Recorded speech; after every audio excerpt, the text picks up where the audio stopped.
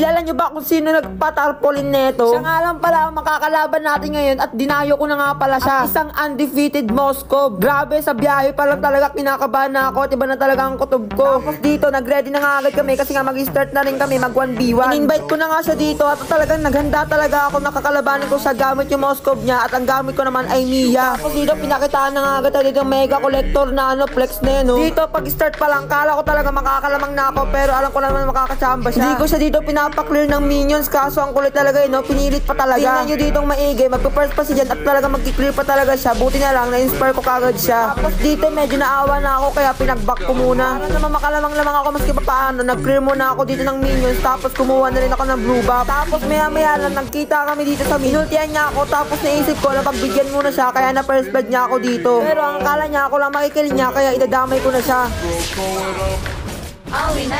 Tapos dito kala ko magbabakbakan na naman kami pero dito munti ko na siya dito ma-burst. Tapos nakalayo na ako dito, nagulat ako, bigla ba naman na second. Tapos pag ulti niya sa akin, inantay ko pa talaga siya dito bumalik.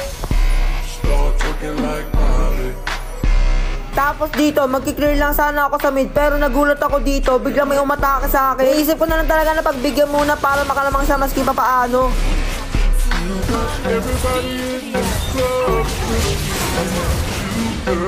Tapos dito pinagbigyan ko na lang talaga siya hanggang dulo. Kasi 'di ba, alam niyo naman yung mga bida sa una lang nagpapabugbog.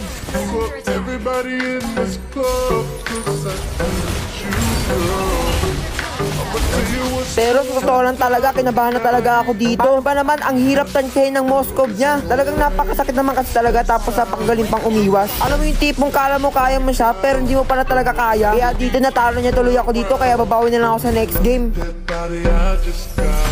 Grabe, napahiya yung Mia ko doon na 1-6 niya ako. Umuulan na nga nito pero tuloy pa rin tayo kahit puro tulo na yung cellphone natin. Kaya dito magra-round 2 na kami. At gagamitin ko na itong bagong skin ni Mia kasi dito ko feel na malakas talaga ako pag gamit ko to eh. Kaya dito habang nag-aantay ako dito, padala siya dito kaya munti ko kung dito mapatay kaso nakatakbo siya.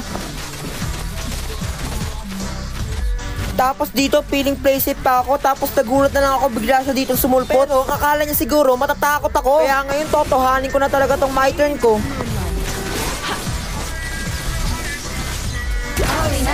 Diba, sabi ko naman sa inyo, hindi ko na talaga ito pagbibigyan. Pero dito, nagulat kasi ako, kaya inatake ako dito ng kaba. Huwag yun ang pansinin yan, kasi ginamit ko lang naman. Buti na lang talaga nakatakas ako dito. Kaya dito, sa naman gugulatin ko, tingnan nyo magiging reaction nito.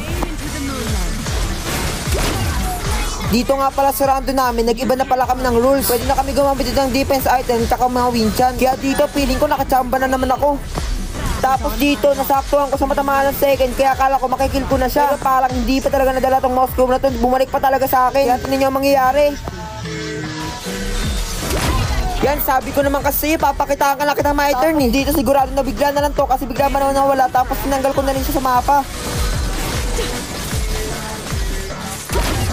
Dito nakaramdam nga ako ng konting kaba. Paano ba naman nagulat na lang ako biglang sumakit yung damage niya? Na pa ako bumili ng immortality bago pa ako mamatay. Pero okay lang yan, papakitaan ko yun kasi babawi ako. Akala niya siguro matatakot ako dito di porket meron siyang winchan. Pinauna ko na siyang pinagamit dyan tapos nauli na ako kaya napatay ko na naman siya. At dito sa round 2 nga pala namin, ako naman ang nanalo at parehas na kami na score na 6-1. Grabe ang kaba ko dun, feeling ko nakachamba lang ako. Pero alam ko naman kasi na wala talaga makatalo sa akin sa pag 1v1. Tapos dito niyayan na agad ako dito na round 3. Medyo nahihirapan na nga kami nito kasi nga palakas yung ulan tapos natutulungan pa yung cellphone namin pati yung iPad niya. Pero hindi yun para maging reason namin kasi alam namin na malakas kami sa isa't isa. Pero bakit tingin niya magpapatalo ba yung Mia ko sa Moskov niya? Muntikan ko na nga siya dito ma-first blood kaso nakatakas na naman siya. Hindi na talaga siya lumabas dito sa tower niya kaya naisip ko na siya pagbigyan dito para naman lumakas yung loob niya.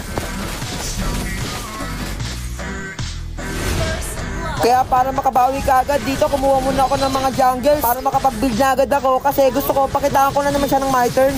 Kala niya siguro masisinak na ako dito ng win.